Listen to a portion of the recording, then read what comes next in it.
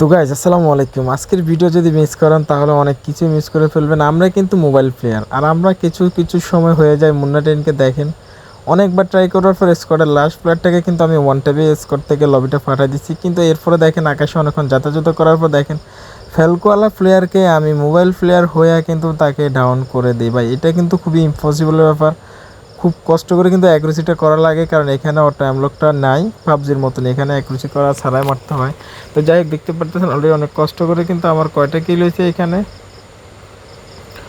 দুইটা কিল আপনাদেরকে দেখাইলাম। তারপরে এখানে দেখেন কাটুলিস্টা থেকে একটা প্লেয়ারকে মারলাম AK-47 দিয়ে। আবার এইখানে দেখেন সাইড চারটা সিংহর সামনে একটা মাত্র হরিণ, তা আবার সে হরিণটা বাগার জন্য চেষ্টা করতে দেখি কে সে হরিণটা ধরতে পারে। অবশেষে আমি কিন্তু হরিণটাকে ধরে ফেলেছি আর তাকে খেয়েও ফেলেছি। যাই হোক, এখান থেকে আমার দুইটা কিল শুরু আপনাদেরকে দেখাই। তারপরে চলে আসলাম আবার সেই কাঙ্ক্ষিত ভিডিওটাতে। এখানে প্রথমে একটা প্লেয়ারকে 51 ড্যামেজ দিয়ে এরপরে প্লেয়ারটা হঠাৎ করে হাওয়া হয়ে যায় আকাশের মধ্যে, ছেড়ে মনে গেরিনাকে ঘুষ খাওয়াইছে। যাই হোক, আরেকটা প্লেয়ার কিন্তু ফ্যালকনিয়ে নামতেছে, একটা 51 একটা 57, আরেকটা ড্যামেজ যদি লাগে। এই তো মাশাল্লাহ মাশাল্লাহ, যাই হোক অনেক কষ্ট করে কিন্তু তাকে ডাউন করছি। তো এখানে আকাশের মাঝে ফ্যালকোলা প্লেয়ারটাকে ডাউন করাটা আপনাদের কাছে কেমন লাগছে অবশ্যই কমেন্ট করে জানাবেন। আর আমার ভিডিওটা কোন জায়গা থেকে দেখতেছেন সেটা অবশ্যই কমেন্ট করে জানাবেন। দেখেন আরেকটা প্লেয়ার কিন্তু আকাশ থেকে নামতেছে। কী রে ভাই, আমার কি আকাশের কিলে কি বেশি হয়ে যাবে নাকি বুঝতেছি না। তো দেখেন তাকেও কিন্তু পুরা হকশট মেরে দিছি।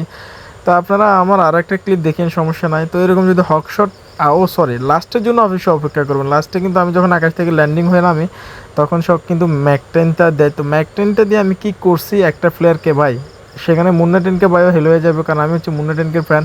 আর ওর প্রত্যেকটা হেডশট UMP P90 অ্যান্ড ম্যাকটেন সবগুলোর হেডশট দেখে আমার কাছে খুবই ভালো লাগে। তো আমরা চেষ্টা করি সবসময় হেডশটে মারার জন্য। তো আমি প্রায় সময় এনিমির সাথে যখন ফাইটে যাই তখন আমি চেষ্টা করি একটা শটে এনিমিকে মারার জন্য, যদি এরকম এক গুলির গান হয়। আর যদি SMG গান হয় তাও চেষ্টা করি শুধুমাত্র মাথায় মারার জন্য। সেটা আপনারা আমার লাস্টের ছোট্ট ক্লিপটা দেখলে বুঝতে পারবেন। তো এখানে আপনারা যারা আমার মতন এরকম হেডশট মারতে চান বা ভালো অ্যাকুরেসি চান, তাহলে অবশ্যই আপনারা আপনাদের ফোনের নামটা আমার এই ভিডিওতে কমেন্ট করতে পারেন। আর এমনিতে তো একটা কমেন্ট অবশ্যই করবেন, ভাইরে ভাই একটু সাপোর্ট না করলে আমি কি কোনোদিন বড় হতে পারবো নাকি। তো আপনারা যদি অবশ্যই একটু সাপোর্ট ভালোবাসা দেন তাহলে হয়তো বা আমরা একটু সামনে এগিয়ে যেতে সহজ হবে। তো দেখেন এখানে এই প্লেয়ারটাকে যে ডাউন করছি ভাই, যখন রিয়েল ম্যাচে খেলছিলাম তখন যে লাস্ট দুটো শট দিয়েছিলাম ডাউন করার পর ওই ড্যামেজগুলো কিন্তু আমি পাইছিলাম, কিন্তু এখানে যখন ম্যাচটা ভিডিও করতেছিলাম তখন দেখতেছি না, এগুলো রিকল হয়ে গেছে, কিন্তু লাল জ্বলছিল রেড বডি। ঠিক আছে, তো যাই হোক, এখানে আমার অলরেডি কয়টা কিল, 6টা কিল হয়ে যায়, কিন্তু আমি 10টা কিল করি। আপনারা যদি আমার প্রথম কিলটা দিয়ে খেয়াল করতেন, আমি যে কাটলিস্টাতে কিল করছিলাম তখন কিন্তু এনিমি ছিল টোটাল 32টা, আর 32টা এনিমি বেঁচে থাকার মধ্য থেকে আমি কিন্তু লাস্ট পর্যন্ত 10টা কিল করি। তো দেখেন 6টা কিল হয়েছে, আর 4টা কিল কীভাবে করে অবশ্যই দেখতে থাকেন। আর এর মধ্যে যারা লাইক করেন না অবশ্যই লাইকটা করে দেন, আর যারা ভিডিওটা দেখেছেন অবশ্যই অবশ্যই একটা কিন্তু কমেন্ট করবেন। আর ভিডিওটাকে দেখে কিন্তু অবশ্যই স্কিপ করে চলে যাবেন না। আর আপনি কোন জেলা থেকে আমার ভিডিও দেখতেছেন অবশ্যই সেটা কমেন্ট করবেন। আমি জানি এখন আমার এই কথা বলাতে সবাই হাসবে, কারণ যদি এখন একটা বিবিএস প্লেয়ার বা লাইভ স্ট্রিমার যদি কোনো ইউটিউবার যদি বলতো এই কথাটা, তাহলে অবশ্যই 5-10 জন 100 জন মানুষ হলেও কিন্তু কমেন্ট করতো যে ভাই আমার জেলা এইটা, আমি এই জায়গা থেকে আপনার ভিডিও দেখি।